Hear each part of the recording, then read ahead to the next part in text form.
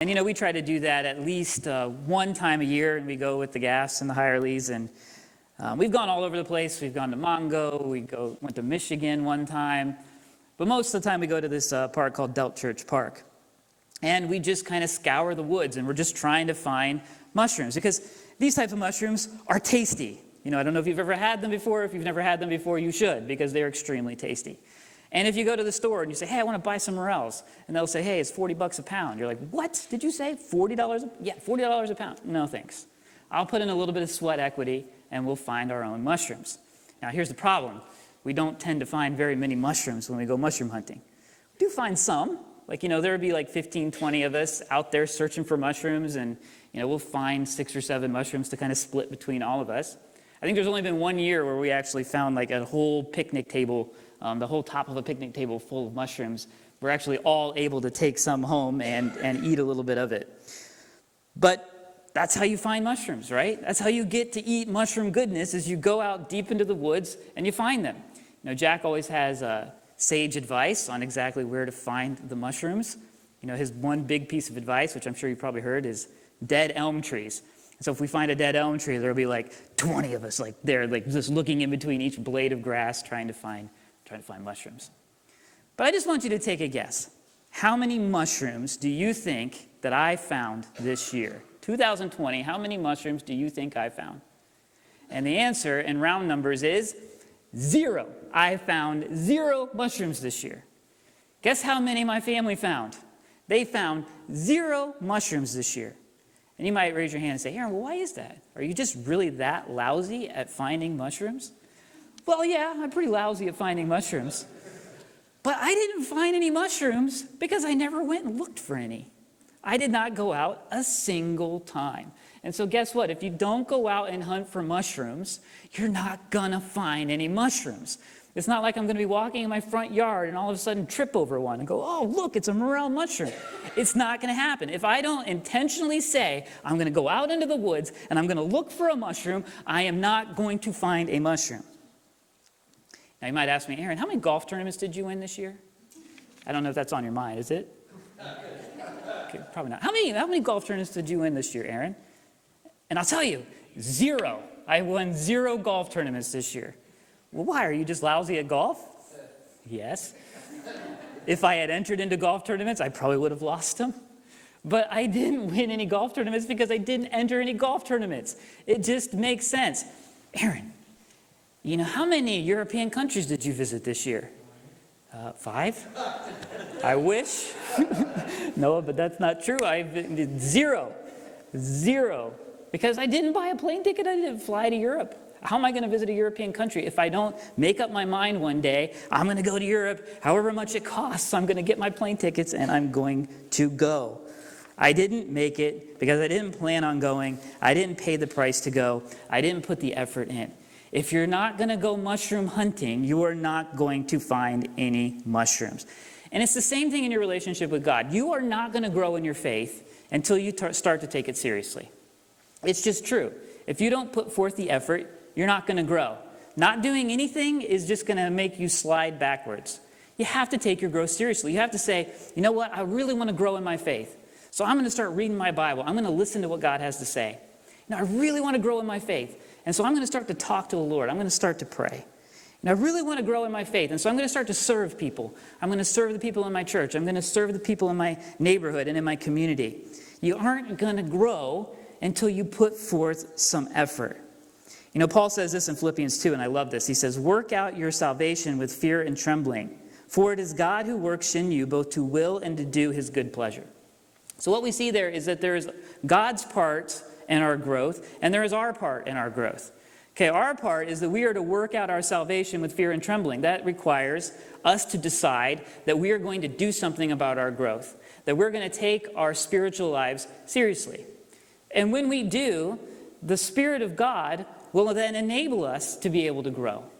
So there's 2 parts of the story. We've got to put forth the effort, and in response, the Spirit is the one who is going to change us from the inside out. But we have to take things seriously. Jesus has one of his famous sayings, when he's talking about his parables and understanding his parables. He says very clearly, with the measure you use, it will be measured to you. With the measure you use, it will be measured to you. And what he's saying to his disciples there is, with the amount of effort that you put forth into understanding my message, that same amount of understanding is going to be given to you. So if you hear what I have to say, and you say, that's nice, and then you walk out the other side and you never give a second thought to it, are you ever really going to understand what Jesus said? No. If you hear what Jesus says and you're like, well, I don't quite get that, and you go up to him and you say, hey, Jesus, what did you mean when you said this? What were you talking about? Then Jesus is going to answer the question, and you're going to get more information. With the measure that you use, it will then be measured to you. It's the same thing in our spiritual life. The amount of effort that we put forth into it is the amount of response that we're going to get out of it. And so this passage that we're looking at here this morning is about fishing, right? And guess what? The same thing. How do you catch fish? You go fishing. If you don't go fishing, how many fish are you going to catch? 0. You want to catch fish, you got to go fishing. I debated on whether just asking the room this morning, just tell me your best fish story. Tell me your best fish story. And I didn't want to encourage lying in the church. So I decided not to, because this is what your fish story would be, right? I caught that kind of fish. No, you didn't. All right, George, come on. So Caleb went fishing this year. Caleb caught a couple of fish. Alex went fishing this year. Alex caught a couple of fish. Guess how many fish Aaron caught? 0. Why? Because I didn't go fishing. Like I said, never was there a day I woke up and said, wow, today's a good day to go fishing. I just didn't do it. And so if I don't go fishing, I'm not going to catch any fish. And so that's the point I think Jesus is trying to make to the disciples here today. They're discouraged. It's been a couple of weeks since Jesus was resurrected. He appeared to them a couple of times, but at this point, the appearances are becoming few and far between. And so they've actually gone home. They're no longer in Jerusalem anymore. They've gone back to Galilee, and they've really just gone back to their everyday life. Peter says, I'm going fishing. If you remember, that's what Peter did for a living. He fished. That's how he made his living. That's how he fed his family. And so he's going back, he's slipping back right into his old patterns of life, to the things that were comfortable for him before Jesus called him into ministry. And so I think that Jesus is coming here specifically to recommission them, to say, you need to get back on task. I did not call you to fish for fish. I called you to fish for people. And that's what I want you to be doing. And Peter in particular was probably in a bad spot because he had denied Jesus, not just once, not just twice, but he had denied Jesus 3 times. 3 times he had said, I don't know that guy. And so Jesus is coming to Peter and saying, I know that you want to fish for fish, but I want you to get back to what I told you to do, and I want you to fish for people. You're not going to catch fish unless you go fishing, and you're not going to make disciples unless you live your life on mission. It's as simple as that. There's a British agnostic named Thomas Huxley, and he was leaving one morning to go to a speaking engagement, and this was over 100 years ago. And he got into a horse-drawn taxi. And he says, I want you to drive fast, because we need to get there soon. So the taxi driver starts to drive fast as this horse-drawn taxi will go. And after about an hour of driving, Huxley looks out the window and he says, I don't think we're in the right place. And so he says to the guy, hey, do you know where you're going? And the driver just looked back at him and he said, no, but I'm getting there very fast. Don't matter how fast you go either, right? I mean, you can be doing all sorts of things to get somewhere, but if you're not going in the right direction, it doesn't really matter. So those are the 2 things that I want to talk about here today, is that if we want to help the kingdom of God to grow, and we want to make disciples, then we have to live on mission, and we have to be doing it in the correct way, or we're going to be expending effort going in the wrong direction. And so this is the whole point of these verses, I think, is that Jesus is trying to recommission these people. Hey, you're not supposed to be fishing for fish. You're supposed to be fishing for people. And this isn't just the mission of the disciples. Jesus is sending us on a mission too. I think our mission can be summed up in 3 simple words, and that is to grow the kingdom. That's what we're here on this earth for, is we are to grow the kingdom. Maybe we could even shorten it to 2 words, make disciples. Make disciples, grow the kingdom. I think those are 2 of the same kind of thing. So how do we grow the kingdom? We do it by worshiping the King. We grow the kingdom by living out the kingdom values of Jesus, like love and service. We grow the kingdom by being salt and light. We grow the kingdom by sharing the gospel but with our words and by showing the gospel with the way that we live our lives. We grow the kingdom by building up and teaching the body of Christ. But that's our mission. Make disciples, grow the kingdom. And you're not going to do it unless you're living on mission.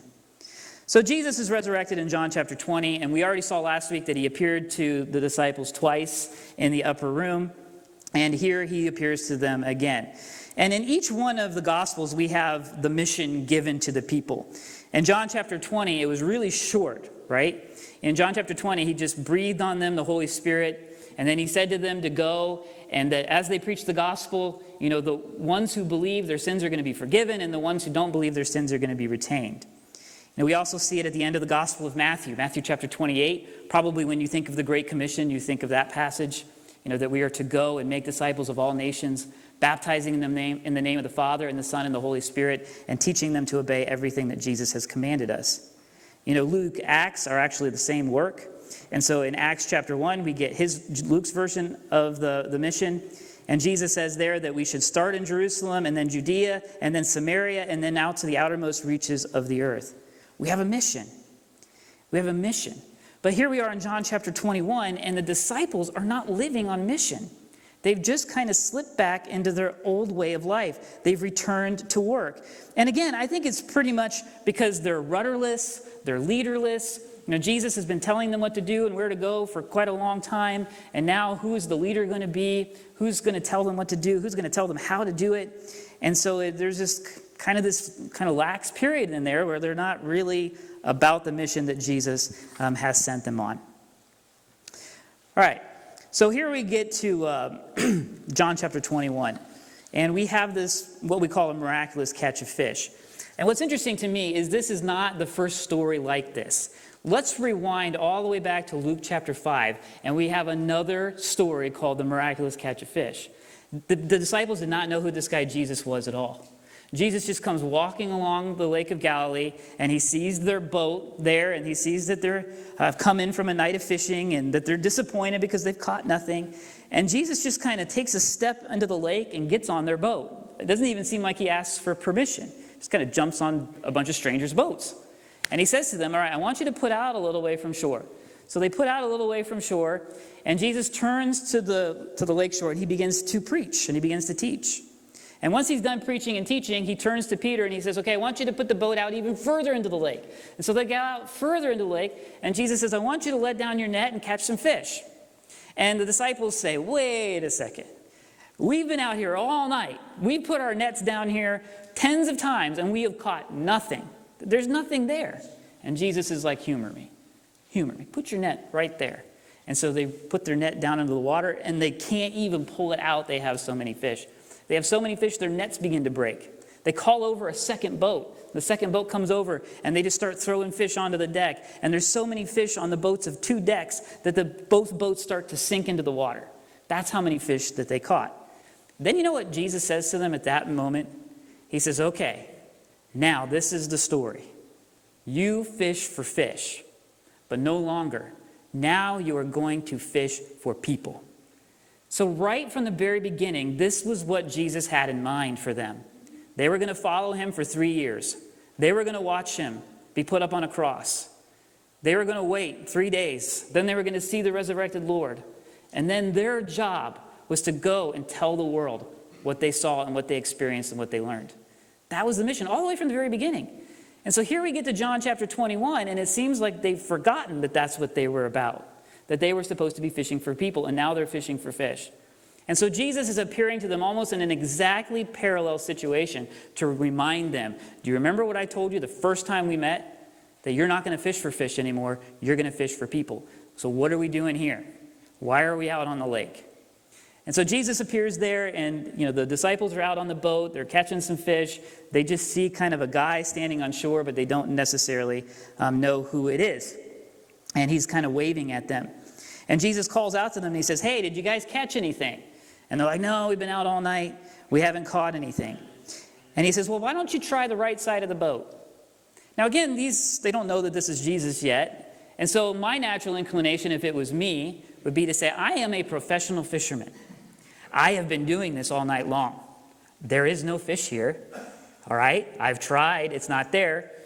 But maybe there's something that kind of clicked in their mind a little bit here. And so they threw their net onto the right side and they pulled up so many fish that the nets pretty much couldn't handle it. 153 fish here to be exact. And John, disciple whom Jesus loved, that's Jesus. That's Jesus over there. And Peter is so excited about it, right? He jumps into the water and he swims to shore. And the other disciples come here in a little bit. And Jesus has already got his nice little fire going, and he's cooking some fish. And he goes, "You ready for some breakfast? Bring some of the fish you just caught, and we'll eat some." So what is the point of this? The point of this is to remind them. Go all the way back to Luke chapter 5, all the way back to the beginning of the ministry. You are going to fish for people. So what are you doing fishing for fish? Why are we back here? Let's get on the mission. You can't catch fish unless you go fishing. You're not going to be able to make disciples unless you go out there and you share the love of God and you show the love of God. Otherwise, it's not going to work.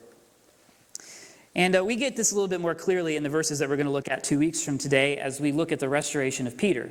Because that's what the whole rest of the chapter is about, is Peter being restored back to a prominent place among the disciples. He might have felt like he was a failure. He might have felt like maybe Jesus didn't want him to be on the mission anymore. But Jesus is going to forgive him, and he's going to commission him again. Peter, I want you to be out there feeding my sheep. I want you to be out there taking care of my lambs. That's what you should be doing. And it wasn't just a message for Peter either. It's a message for all of them. Hey, what are you guys doing? You got to get out of the boat. You got to get off the lake. You need to get out there. Go and make disciples of all nations. That's what I think Jesus was trying to tell them. So what's he trying to tell us? That's the question. Two things, I think. The first thing is that if you want to catch fish, you're going to have to go fishing. If you want to catch fish, you're going to have to go fishing. So turn with me to Matthew chapter 28. Let's look at the Great Commission here again. Matthew chapter 28.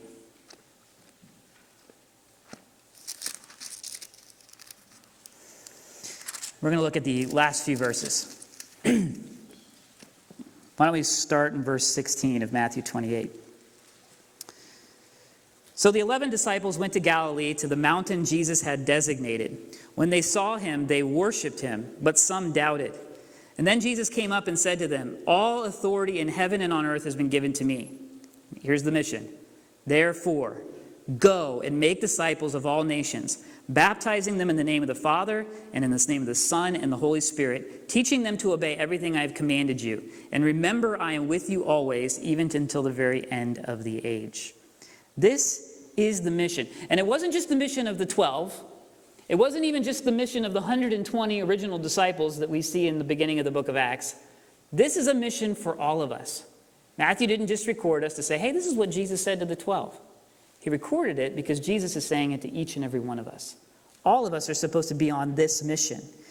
And there's only really one verb here in this sentence, okay? We don't really see it in English, but in Greek, there's only one verb, and it is to make disciples. That's the mission.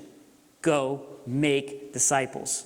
All right, now we have three, what are we called, participles. And so these are dependent on the main verb. They're trying to tell us how we fulfill the mission of making disciples. Okay, the first one of those participles is go. So we kind of translate it in English like an imperative, right? Go. You go. Make disciples. Almost as if go and make disciples are on the same level. But that's not really how it is in the original. It's make disciples. How do I make disciples? By going. By going. And you might think, well, that's what missionaries do. That's what pastors do. Missionaries, they go to the other side of the globe in order to preach the gospel. Pastors do it right in their very communities. But this is not probably best translated as go and make disciples, even though I know a lot of translations do that. Probably be better translated as while going. While you're going, make disciples. Or as you go about your daily life, make disciples. So it doesn't necessarily mean that we have to pack up all of everything we own and move to the other side of the globe in order to do this. Wherever we're at, whether we're at work, whether we're at family gatherings, whether we're in our own home or just walking around the neighborhood, as we go, we are to be in the business of making disciples. The second way that we make disciples is by baptizing. So we need to go. You're not going to catch any fish if you don't go fishing, right? We're not going to make any disciples unless we go. And we also need to baptize people. And this is more than just the physical act of baptizing somebody into water. It is welcoming people into the family of God And it's to begin that process of discipleship. And then the final one is that we are to teach them. We're to teach them everything that he's commanded us. That's our mission. We make disciples. How? Well, as we go about our life, we show the gospel by how we live. We share the gospel by what we say. We bring people into the family of God, by helping them see the plan of salvation and come to know the Lord. We then teach them and train them in the things that Jesus has taught and trained us through his word. That's our goal. That's what we're supposed to be doing. And we're not going to make disciples if we're not living our lives on mission. We're not going to make disciples if we're not living out the values of Jesus. We're not going to make disciples if we aren't telling people about our faith. As we go about our lives, we are to make disciples. All right, so maybe you feel like I'm taking you on a trip today. And you don't really like this trip very much. It's called a guilt trip. Maybe you feel like I'm putting you on a guilt trip. Whenever I hear a sermon on evangelism, since it's definitely not my gift, that I normally think of, why are you trying to make me feel guilty, buddy? Right? And there's lots of sermons like that. You need to pray more, and you need to give more, and you need to witness more, and more. Okay? I'm not trying to guilt trip you. Main reason why, because I'd have to guilt trip myself, and I don't really want to feel guilty today. What I'm trying to do is encourage you.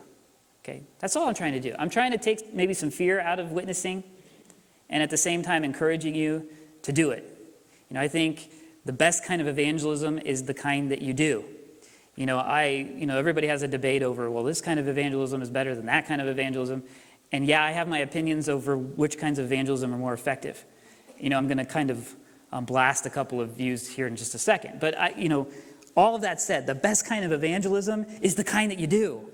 Because I think a lot of times we're trying to figure out the exact right way to do it, and then we end up using that as excuse to never talk about our faith at all, and to just kind of never make disciples at all. So you might feel like I'm taking you on a guilt trip today. I'm not trying to take you on a guilt trip today. I'm just trying to encourage all of us to look around for open doors in our life, and when the door is open, to walk through it.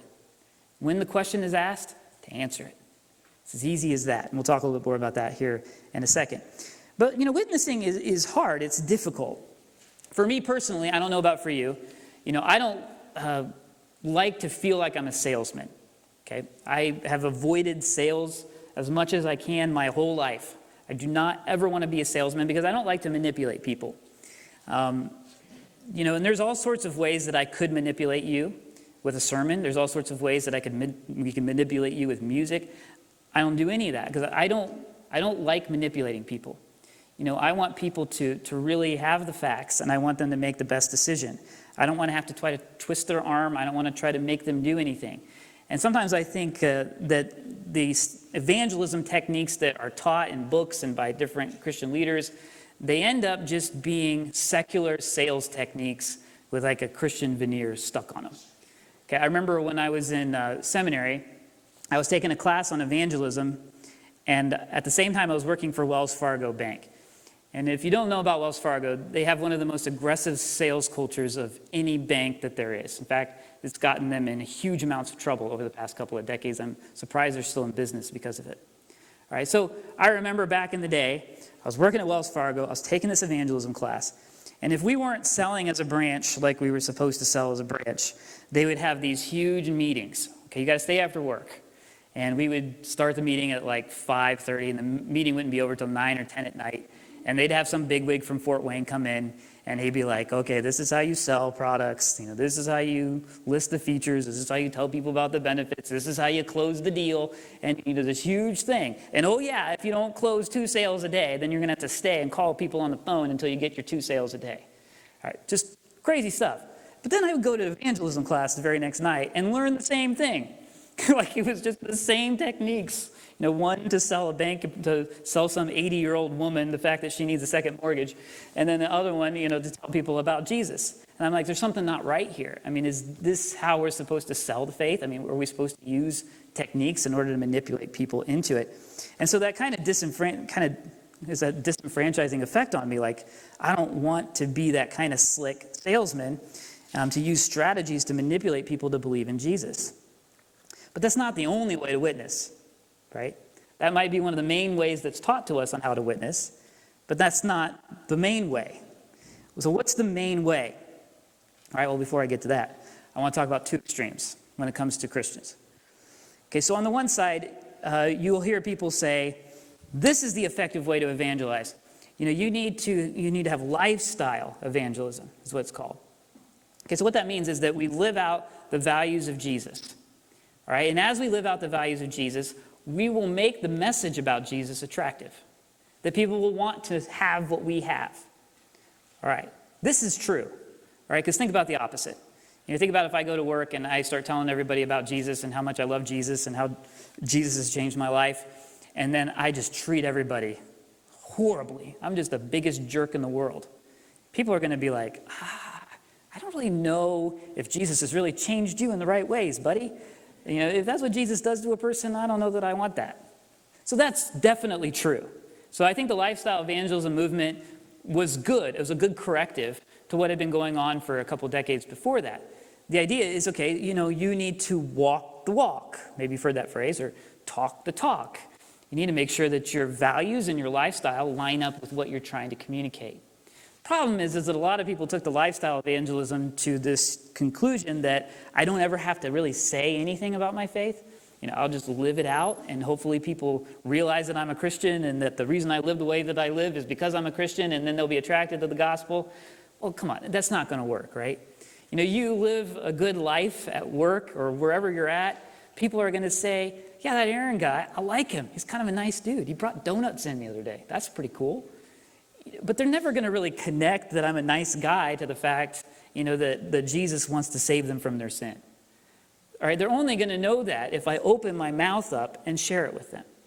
So yes, we need to show the gospel by how we live. Okay, that's part of our mission statement here, right? Our mission is to know the Bible and grow together and show God's love. Okay, we want to show God's love. But then we need to take that next step too, and we need to share the love of God with the words that we say. All right, the other extreme. Okay, so we got lifestyle evangelism on the one side, and if you go too far to an extreme, you never say anything, and it really isn't very effective. We go the other way, and you have muggers for Jesus. Let's just label them muggers for Jesus. And these folks often seem like vacuum cleaner salesmen to me, or telemarketers. They have no trouble with just putting the pitch out there and just seeing who it'll stick. Whether it's the perfect stranger on the street or wherever it is, turn or burn kind of people. Back when I worked at Wells Fargo as well, we had this one lady, and today I think she'd be called a Karen. Sorry, Karen. I didn't make it up. Right? Because she's just always coming in, always complaining about something. And usually it was like something that was so inconsequential, and you just roll your eyes, right? And anybody that's worked retail and worked with people, that there are Karens out there. Anyway, so she would come in and she would treat us horribly, and then as she's leaving, okay, she would kind of start to turn this way, away from your teller window, and then she would put a tract on your table and just push it towards you like that, and then she would walk out the door. She would never really say, hey, I just wanted to tell you about my faith, or I just wanted to tell you about what Jesus has done for me. Just, here's a tract, push it towards you. And, I would take the tract and, it's cute. But my coworkers, that were many of them not Christian, they're not impressed.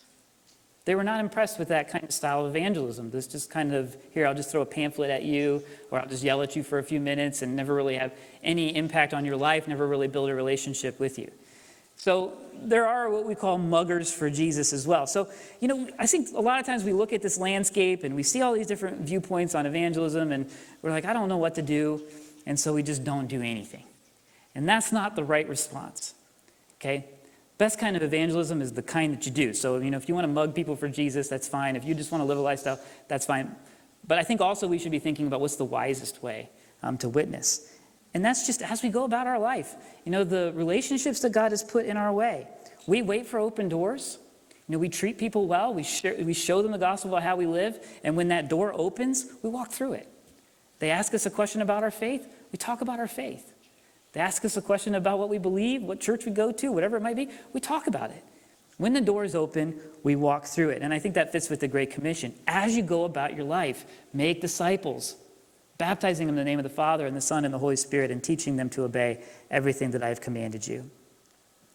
As we go about life, right in our families, right in our workplaces, right in our neighborhoods, we need to show the love of God by how we live and how we treat people. And when the door is open, we need to walk through it. It's not that hard. I think we try to make it so complex, but it really isn't. You know, if people know that you're a Christian, if you talk about your faith every once in a while, it's just going to be natural that the people around you eventually, who aren't believers, will ask you about it. And when they ask you about it, just talk about your experience and what you know to be true and how the Lord has impacted your life personally. If you want to catch fish, you got to go fishing. If you want to find mushrooms, you got to go mushroom hunting. And if you want to make disciples, then you got to walk through those open doors. That's all there is to it. Otherwise, we're not going to be as effective as we could be. All right, so that was the first thing. If you want to catch fish, you got to go fishing. And here's the second thing. If we want to catch fish, we have to learn to trust the Lord's work. We have to learn to trust the Lord's work. Just like I was saying earlier, we can manipulate somebody into the kingdom of God. I think it happens all the time. I once read a book, about how to structure the worship service in order to manipulate people. Now, they didn't use the word manipulate, but they used the word in order to produce an emotional reaction in people. And they'd start with these kind of songs and build to these next kind of songs and then tailor down to this and then start the sermon. And at the end of the sermon, you now have somebody play the keyboard behind you as you're speaking. And, you got to keep the volume at this particular decibel level. I think they even said what decibel levels to keep things at. And the whole time I'm reading this book, I'm thinking, that ain't going to work at Charter Oak, but okay. Right? I mean, I don't want to manipulate people into the faith. And I once talked to a guy that I think does this very well. And I just wanted him to explain, why do you do things this way? And he's like, well, I'm just going to throw everything I got at the wall and see what sticks. And I kind of understood where he was coming from. He's like, I'm just going to, if there's false confessions, if there's people that walk the aisle that aren't really saved, that's not my problem. I'm just worried about some of the people who really will make decisions. And so his idea was just get as many people to come forward as we possibly can and let the chips fall where they may. Mine is more, I want one-on-one. I want to know where people's hearts are. I want to know where people's minds are. I'm not just trying to get them to pray some prayer. I'm not just trying to get them to say that they're a Christian and don't really understand it. I want people to know their faith and grow in their faith. It's not just about getting somebody to say one prayer on a particular day. It's about making a disciple, which is far more than that, right? We want to bring them in and we want to train them up. And that requires more effort. It requires more relationship. And it also requires leaning on the Lord. Because I'm not going to be able to manipulate somebody to life change. It's not going to happen. I can manipulate somebody to walk an aisle. I can manipulate somebody to pray a prayer.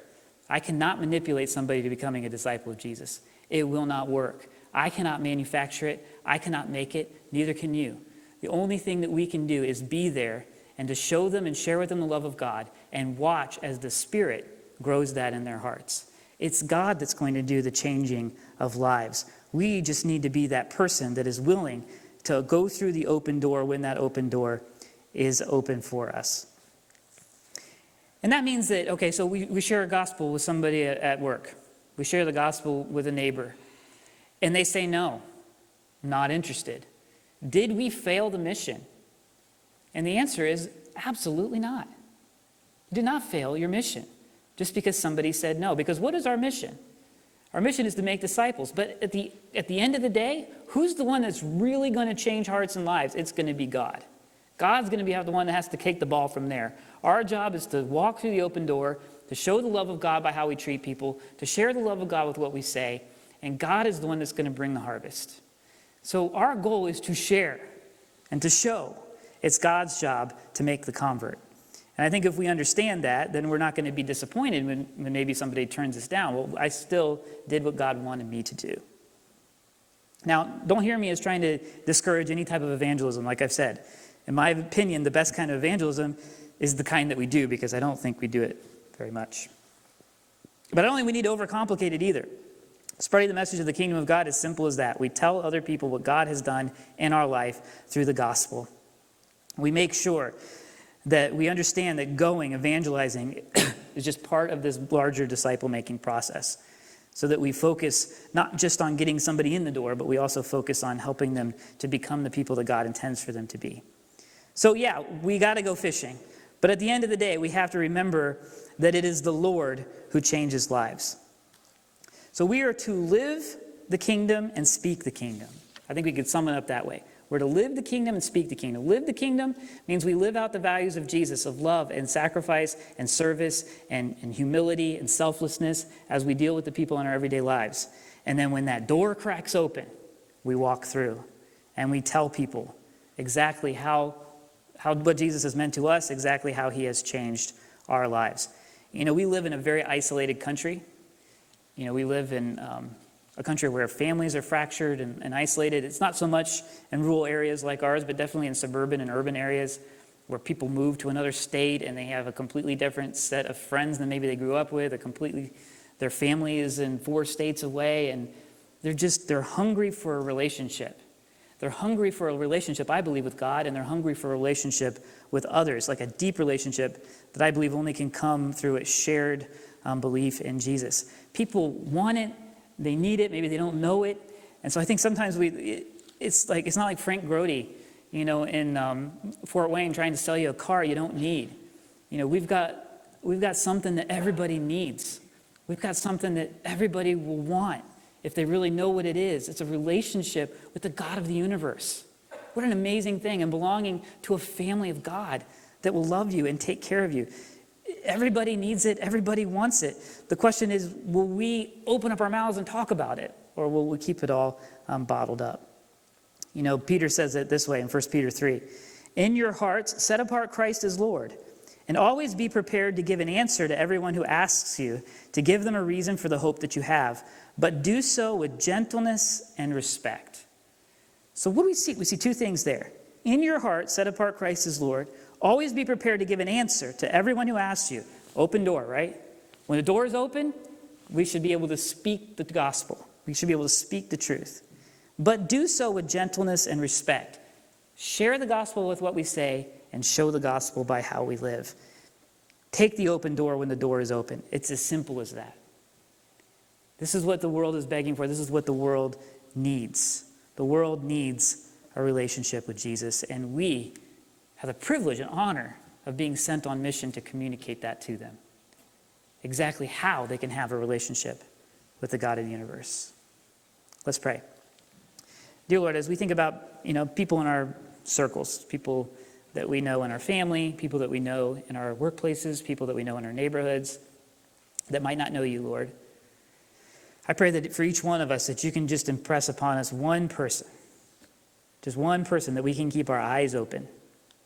And that as we go about our lives over the next couple of weeks, that we can look for that open door. And if that open door does crack, that we take that step through it and that we tell them about your love and how they can have a relationship with you through Jesus. Lord, I pray for each one of us that we would have that boldness to be able to take that step. And we pray this in your wonderful name. Amen. All right, let's turn to hymn number 258. Go tell it on the mountain.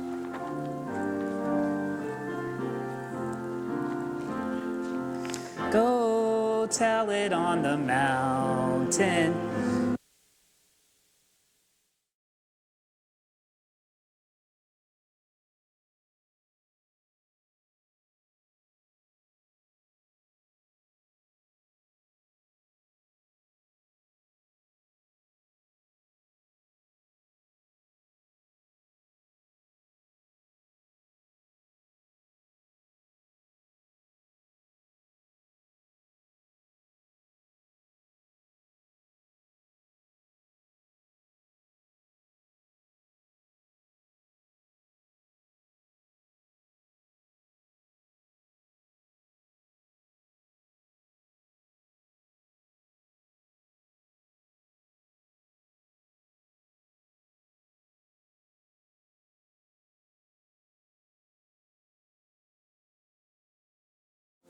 Dear Lord, again, as we think about our interactions and our daily life, Lord, we do pray that we can scream from the mountaintops that Jesus was born into this world, that you came, not because you had to, but because you wanted to, because you saw that we were stuck in sin and we couldn't pay the price for that sin on our own, Lord. And so you entered into this world to give your life for us so that when we put our faith in you, that we can have eternal life, Lord.